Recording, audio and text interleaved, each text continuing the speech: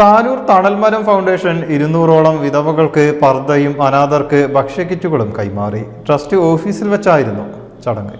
ജീവകാരുണ്യ പ്രവർത്തകൻ ഡോക്ടർ അബ്ദുൾ സലാം കണ്ണൂർ വിതരണോദ്ഘാടനം നിർവഹിച്ചു.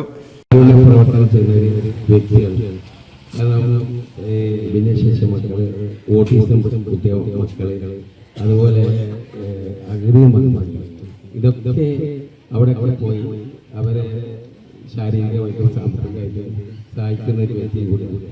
അതുപോലെ തന്നെ ഇന്ന് ഇവിടെ നടക്കുന്ന ഈ ശരിക്കും കിറ്റും ഈ ഡ്രസ്സുകളും ഞാൻ ശരിക്കും ഓഫീസിൽ വന്നപ്പോൾ തന്നെ എനിക്ക് ഒരുപാട് സന്തോഷം പിടിച്ച കാര്യം, ഇദ്ദേഹത്തിന് നമ്മുടെ നാട്ടിൽ കേരളത്തിൽ 3-4 സ്ഥലത്ത് നിന്ന് ഞാൻ അവാർഡ് വാങ്ങാൻ പോകുന്ന സ്ഥലത്ത് ഇദ്ദേഹം കൂടി ഉണ്ടായിരുന്നു.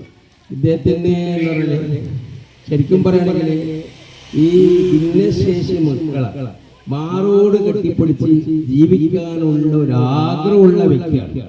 അതായത് വധൂവരന്മാരെ കണ്ടെത്തി അവർക്ക് വേണ്ടുന്ന എല്ലാ കാര്യങ്ങൾ ചെയ്ത് അവരെ വിവാഹം കഴിപ്പിക്കൽ മാത്രമല്ല, ഈ ഓഫീസിൽ നോക്കുമ്പോൾ വിവാഹത്തിന് ഇടേണ്ട ഡ്രസ്സുകളും എല്ലാം ഇവിടെ കിടക്കുന്നുണ്ട്.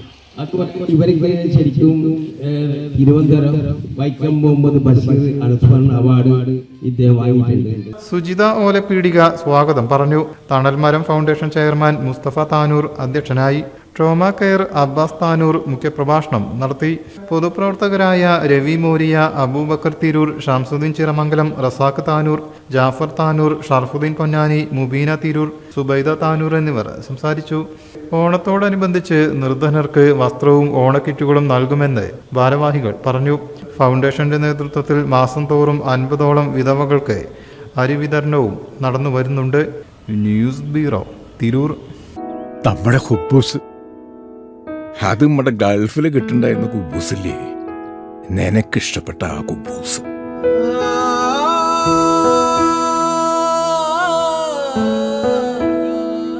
പ്രവാസികൾക്ക് മാത്രല്ല, ഇപ്പൊ നാട്ടിൽ എല്ലാവർക്കും അൽദാൻ കുബൂസ് മാത്രം മതി. അൽദാൻ കുബൂസ് ഇപ്പൊ ന്യൂ ജനറേഷന്റെ ഇഷ്ട കുബുവല്ലേ.